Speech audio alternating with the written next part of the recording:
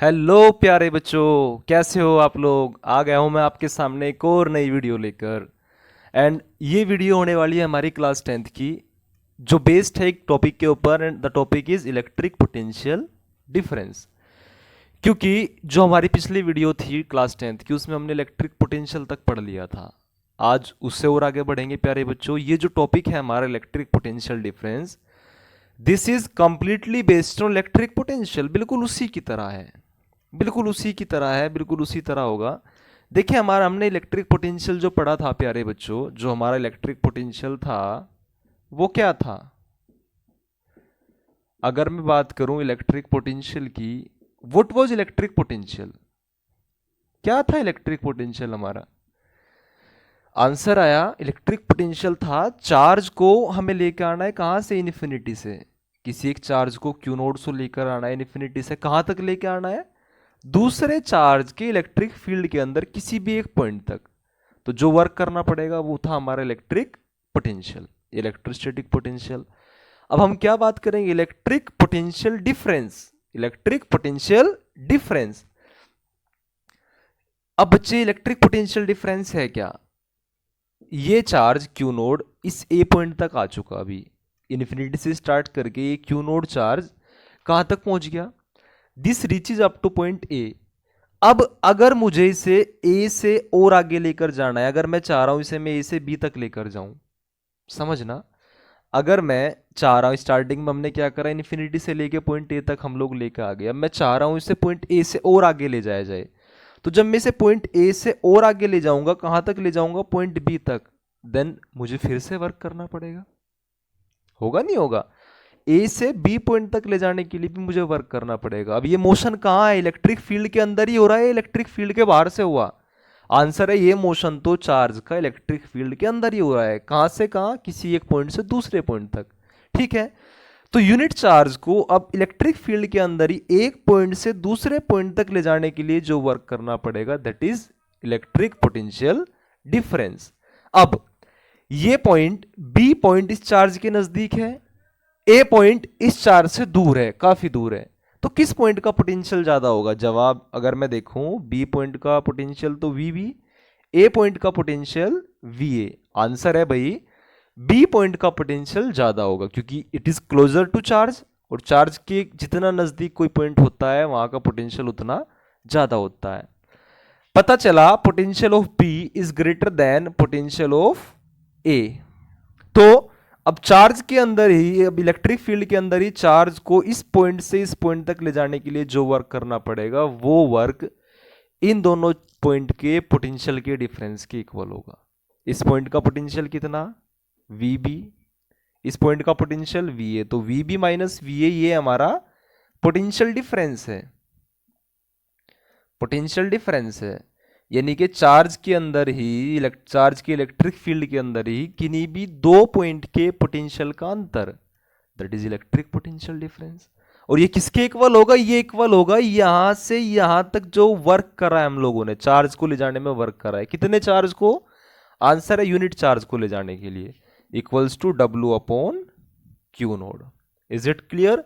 अब ये डब्ल्यू क्या है, डब्ल्यू क्या इन्फिनिटी से यहां तक ले जाने का वर्क है, या डब्ल्यू इन्फिनिटी से यहां तक ले जाने का वर्क है, नहीं, डब्ल्यू है इलेक्ट्रिक फील्ड के अंदर ही एक पॉइंट से दूसरे पॉइंट तक ले जाने के लिए चार्ज पर कराया गया वर्क डन, यानी कि work done from point A to B, that is W. तो हमारा इलेक्ट्रिक पोटेंशियल डिफरेंस को हम लोग डिनोट कर लेते हैं बच्चे डेल्टा वी से। डेल्टा का मतलब होता है डिफरेंस, अंतर, change, equals to W upon Q naught. ये आ गया हमारा इलेक्ट्रिक पोटेंशियल डिफरेंस का फॉर्मूला। ठीक है बच्चों, होप इतना आप लोगों को समझ में आ रहा है। इसके इसके बेस्ड क्वेश्चन आ जाता है, बहुत अच्छे अच्छे क्वेश्चन इसके बेस्ड आ जाते हैं, बड़े आराम से हम लोग वो क्वेश्चन बना लेंगे। अब देखो बच्चों, अगर मुझे वी ए, ये तो पोटेंशियल डिफरेंस का फॉर्मूला हो गया हमारा, दो पॉइंट के बीच के पोटेंशियल का अंतर। लेकिन अगर मुझे ए पॉइंट का पोटेंशियल पता हो और बी पॉइंट का पोटेंशियल फाइंड आउट करना हो, तो कैसे करोगे। फॉर्मूला है V B minus V A equals to W upon Q naught. W work done from A to B. अब मुझे बी पॉइंट का पोटेंशियल चाहिए, तो V B equals to W upon Q naught plus V A. यहाँ के potential में यहाँ से यहाँ तक का वर्क ऐड कर दो, उस पॉइंट का पोटेंशियल पता चल जाएगा। मान लो आपको बी पॉइंट का पोटेंशियल पता है, ए पॉइंट का फाइंड आउट करना है, तो क्या हो जाएगा, वी ए निकाल दो यहां से, equals to V B minus के डब्ल्यू अपॉन क्यू नोड। ऐसे इस फॉर्मूले का यूज करके हम लोग दो पॉइंट के बीच का पोटेंशियल का अंतर भी निकाल सकते हैं। एक पॉइंट का पोटेंशियल पता हो तो दूसरे पॉइंट का पोटेंशियल भी हम लोग निकाल सकते हैं इस फॉर्मूले का यूज करके। होप आप लोगों को इतना समझ में आ रहा होगा। अब हम लोग इसके बेस्ड कुछ क्वेश्चन करते हैं। लुक, मैं रफ कर रहा हूं, डेफिनेशन लिखवा देता हूं पहले, फिर क्वेश्चन बनाएंगे। डेफिनेशन हुई क्या हमारी, it is defined as amount of work done, it is defined as work done per unit charge, work done per unit charge, per unit का मतलब एक चार्ज के ऊपर, यूनिट कूलम यूनिट चार्ज के ऊपर, to move it from one point to another point, to another point in the electric field of other charge।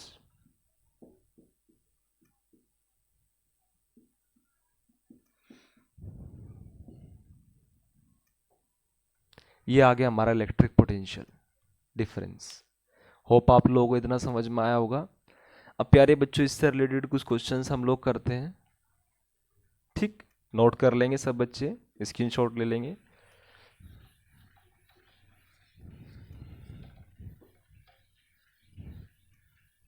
अब question बनाते हैं कुछ इसके बेस्ड। क्वेश्चन नंबर 1, बिल्कुल बेसिक से स्टार्ट करते हैं। If we move 3 coulomb of charge from one point to another point,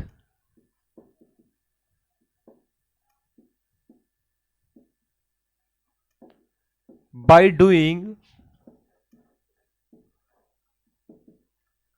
a work of 81 joule, find the potential difference between these 2 points।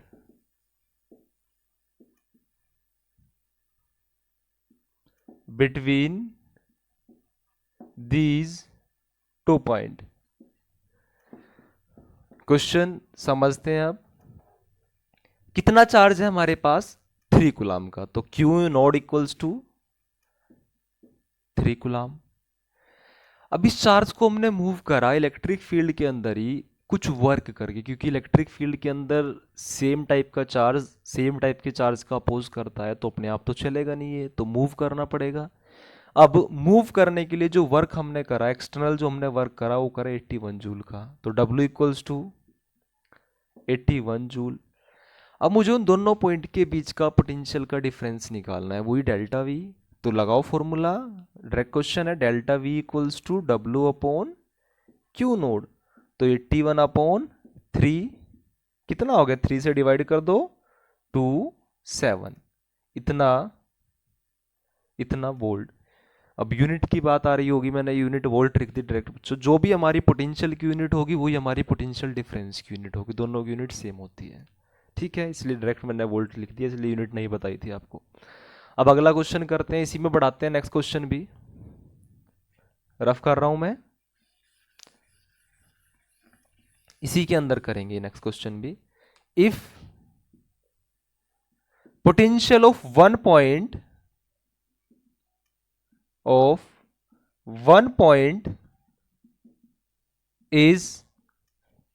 is 10 volt, then find the potential of another point।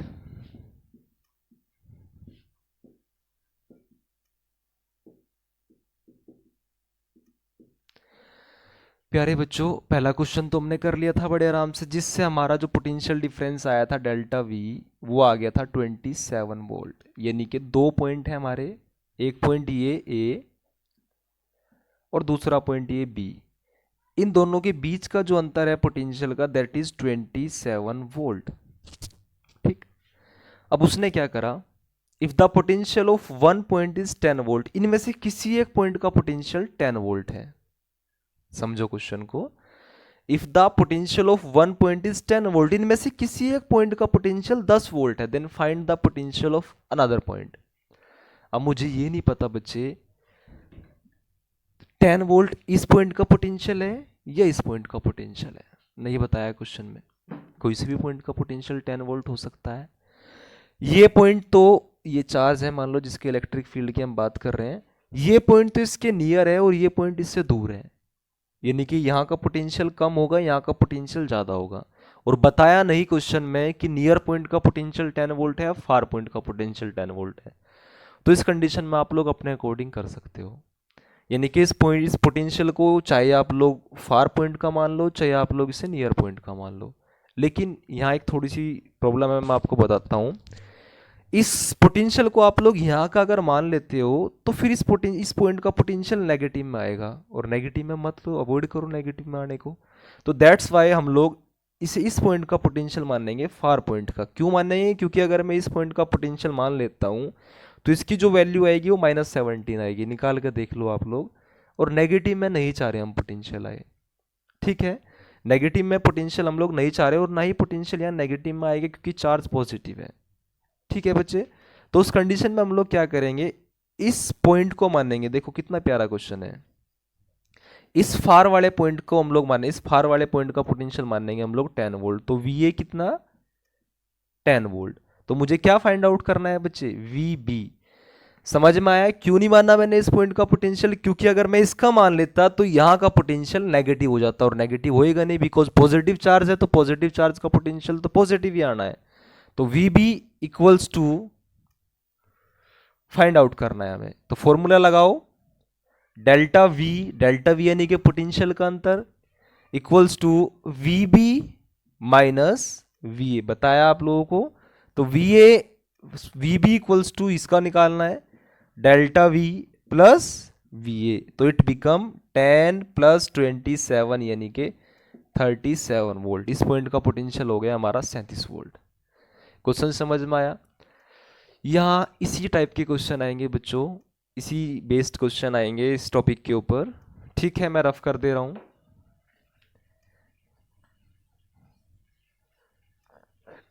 एक question और लेते हैं अभी।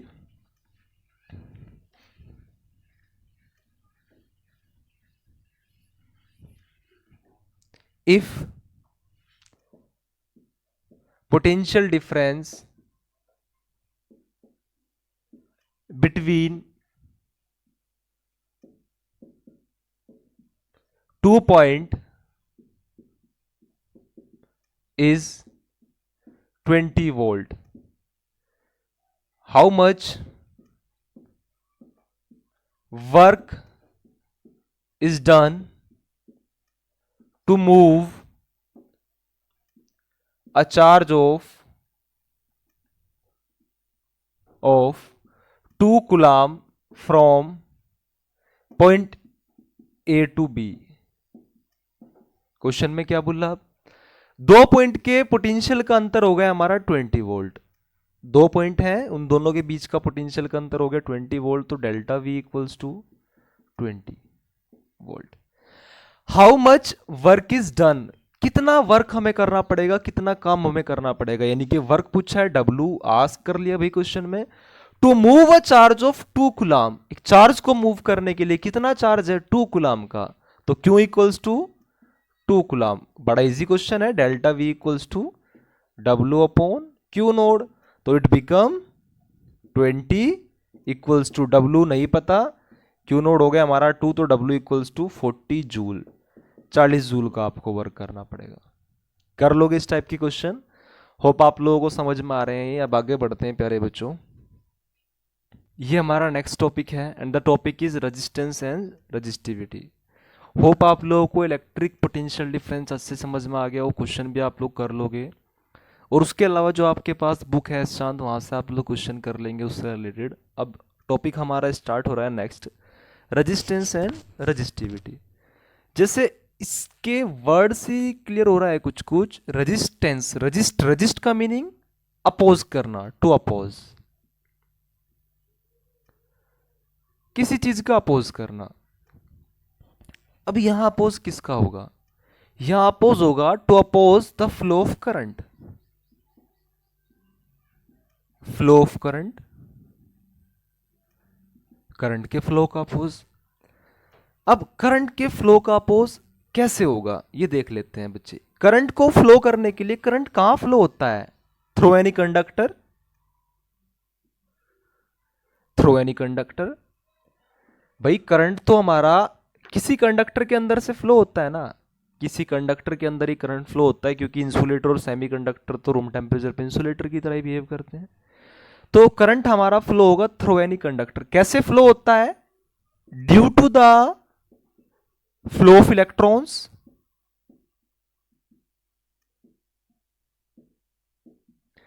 यानी कि जब किसी conductor के अंदर इलेक्ट्रॉन एक एंड से दूसरे एंड पे जाते हैं प्यारे बच्चों, तभी हमारा करंट फ्लो होगा। और अगर इलेक्ट्रॉन नहीं जाते तो करंट फ्लो हमारा नहीं होगा। अब तो करंट के फ्लो का अपोज कैसे होता है, करंट के फ्लो का विरोध कैसे होता है, ये समझ लेते हैं। देखिए प्यारे बच्चों, मेरे पास एक वायर है, वायर में तीन पैरामीटर इंपॉर्टेंट होते हैं। वायर का मटेरियल, किस मटेरियल की वायर बनी हुई है?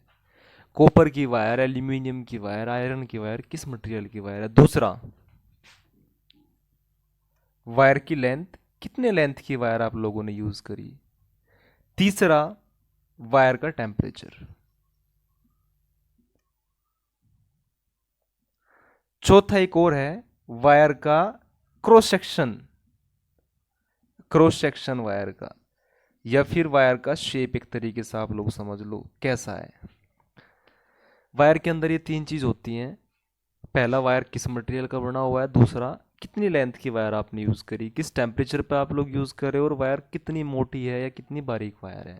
ठीक, तो जब ऐसी वायर के अंदर से हम लोग, ऐसी वायर अगर मैं ले लेता हूं, ये एक ऐसी वायर ले लेते हैं हम लोग, ये।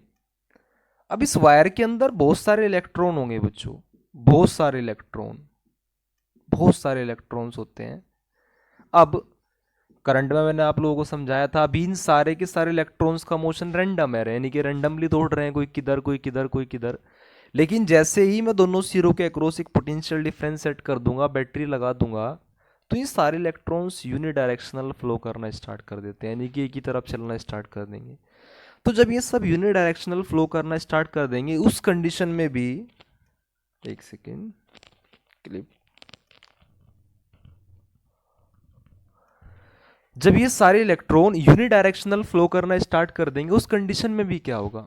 उस कंडीशन में भी ये इलेक्ट्रॉन एक दूसरे के साथ कोलाइड करेंगे। कोलाइड मतलब एक ट्रैक, छोटा सा ट्रैक, उसमें आप लोग 500-700 आदमियों को अगर एक साथ दौड़ा दो तो क्या होगा?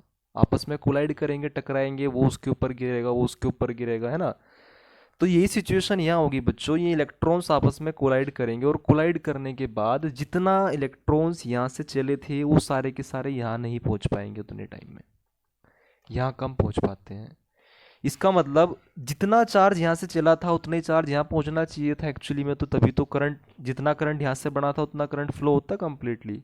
लेकिन जितना चार्ज यहाँ से स्टार्ट करता है उतना चार्ज उतने टाइम में यहाँ नहीं पहुँच पाता, उससे कम पहुँच पाता है।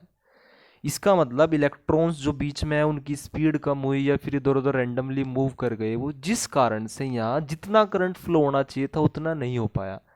तो करंट के फ्लो का अपोज हुआ। क्यों? क्योंकि इलेक्ट्रॉन्स आपस में कोलाइड करे। ठीक, तो ये करंट के फ्लो का अपोज ही हमारा होता है रेजिस्टेंस। जब किसी वायर के अंदर से इलेक्ट्रॉन मूव करें, करंट फ्लो करे, और करंट के फ्लो का अपोज हो, इलेक्ट्रॉन्स के मोशन का अपोज हो, ये अपोज ही कहलाता है हमारा रेजिस्टेंस। होप आप लोगों को समझ में आ रहा होगा। रेजिस्टेंस एक प्रॉपर्टी होती है वायर की। वायर के अंदर क्या क्या होता है? वायर का material, then resistance depend on material. Wire की लेंथ, लेंथ के ऊपर भी रेजिस्टेंस डिपेंड करेगा। तीसरा, वायर का टेम्परेचर, किस टेम्परेचर पे वायर है, और चौथा वायर का क्रॉस सेक्शन। इन सारे के सारे पैरामीटर पर रेजिस्टेंस हमारा डिपेंड करता है। तो रेजिस्टेंस हुआ क्या? रेजिस्टेंस किसी भी वायर की एक प्रॉपर्टी है जिस प्रॉपर्टी के कारण वो अपने अंदर से इलेक्ट्रॉन्स के फ्लो का अपोज करता है। यानी कि जब इलेक्ट्रॉन उसके अंदर से चलेंगे तो वो नहीं चाहता इलेक्ट्रॉन्स प्रॉपर्टी जितने स्टार्ट हुए उतने लास्ट तक पहुंच जाए। ये अपोज ही हमारा कहलाता है रेजिस्टेंस। ठीक है।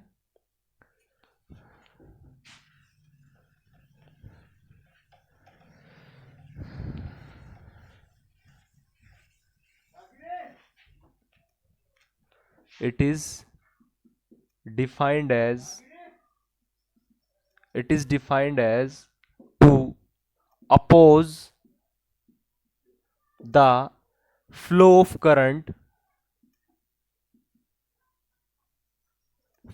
current या electron through any conducting wire.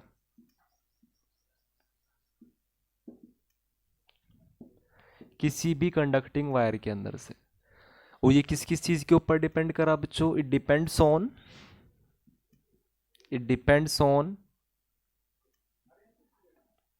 किसके ऊपर डिपेंड करेगा ये? टेम्परेचर ऑफ वायर या कंडक्टर। दूसरा मटेरियल ऑफ वायर, वायर का क्या मटेरियल है। Length of wire and cross sectional area of wire.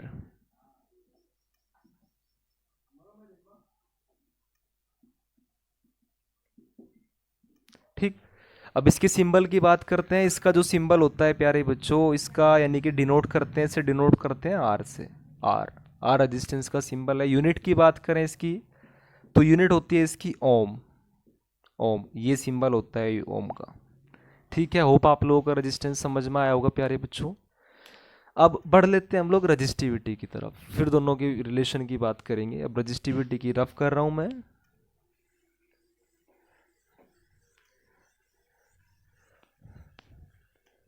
Resistivity,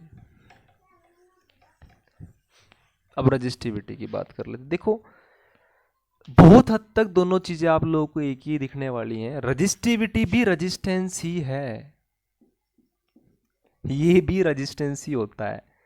यानी कि ये भी करंट के फ्लो का अपोज है, लेकिन ये रजिस्टेंस होता है किसी मटेरियल का।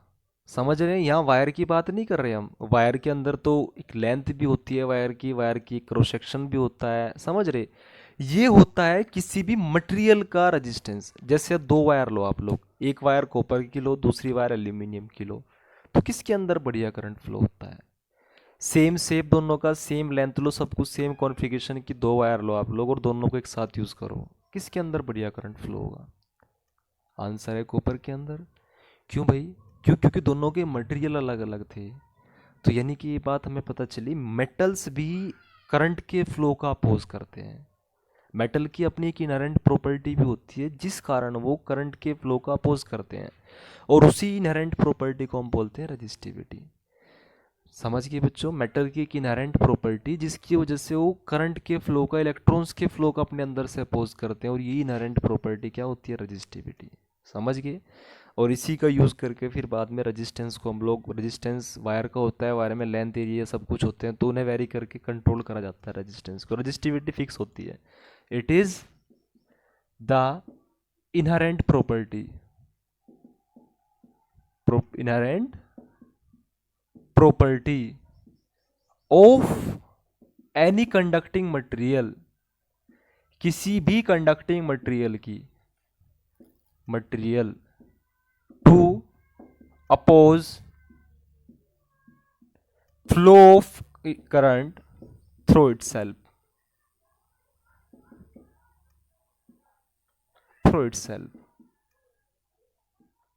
ठीक है। अपने अंदर से एक डेफिनेशन और भी लिख देते हैं। It is the resistance of unit length and unit cross sectional area,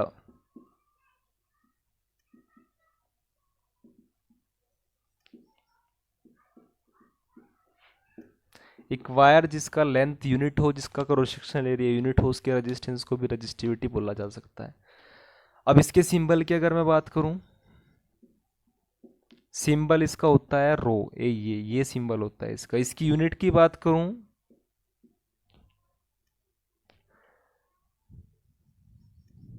तो इसकी यूनिट होती है ओम मीटर। ओम मीटर, ये ओम, ओम का सिंबल, मीटर, ये इसकी यूनिट होती है प्यारे बच्चों। होप आप लोगों को समझ में आ गया होगा ये। अब बात कर लें ये रजिस्टिविटी किस किस चीज के ऊपर डिपेंड करती है, तो ये डिपेंड्स, ये हमारी डिपेंड करती है पहला मटेरियल के ऊपर। अलग अलग मटेरियल का अलग अलग रजिस्टिविटी होता है। दो वायर हैं, दोनों कॉपर की बनी है, तो दोनों की रजिस्टिविटी बिल्कुल सेम होगी। 10 अलग अलग टाइप की वायर, एक बारीक, एक मोटी, एक और मोटी वायर, सब कॉपर की बनी है, सबकी रजिस्टिविटी बताओ, सबकी सेम होगी भाई, क्योंकि सबका मटेरियल एक है। पर सबका रेजिस्टेंस अलग अलग हो, क्योंकि सबकी लेंथ अलग अलग है, सबका एरिया अलग अलग है। समझ गए बच्चों? तो ये डिपेंड्स ऑन मटेरियल। दूसरा, टेम्परेचर। तो रजिस्टिविटी हमारी दो पैरामीटर के ऊपर डिपेंड करती है, पहला मटेरियल क्या है हमारा, और दूसरा टेम्परेचर। होप इतना आप लोगों को समझ में आया होगा प्यारे बच्चों। अब नेक्स्ट लेक्चर में हम लोग इनके एक तो रिलेशन के बारे में पढ़ेंगे, रेजिस्टेंस और रजिस्टिविटी के बीच का रिलेशन, और दूसरा इनसे रिलेटेड कुछ क्वेश्चंस हम लोग करेंगे। One of the important topic है, बोर्ड में एवरी ईयर यहाँ से क्वेश्चन आता है। आप लोग, होप समझ में आया हो आप लोगों को, और घर पे रहें आप लोग, स्वस्थ रहें, इधर उधर ना घूमें बिल्कुल भी। ओके।